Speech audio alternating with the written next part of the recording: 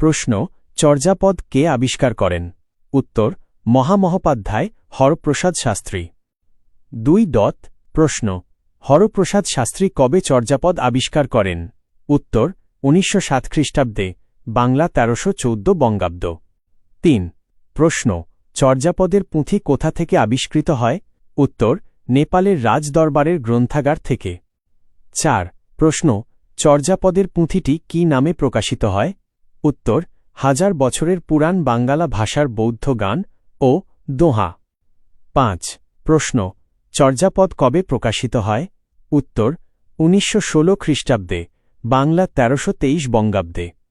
6. প্রশ্ন চর্যাপদ কার সম্পাদনায় প্রকাশিত হয়? উত্তর হরপ্রসাদ শাস্ত্রী। 7. প্রশ্ন প্রকাশনার সময় পুঁথিটি কোথা থেকে প্রকাশিত হয়েছিল? উত্তর বঙ্গীয় সাহিত্য পরিষদ থেকে। 8.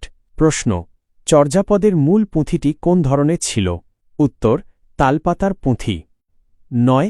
প্রশ্ন 1000 বছরের পুরাণ বাঙ্গালা ভাষার বৌদ্ধ গান ও দোহা গ্রন্থে চর্যাপদ ছাড়াও আর কি ছিল? উত্তর সরহপাদের দোহাকোষ, কৃষ্ণপাদের দোহাকোষ এবং ডাকার্ণব। 10. প্রশ্ন চর্যাপদ আসলে কিসের সংকলন?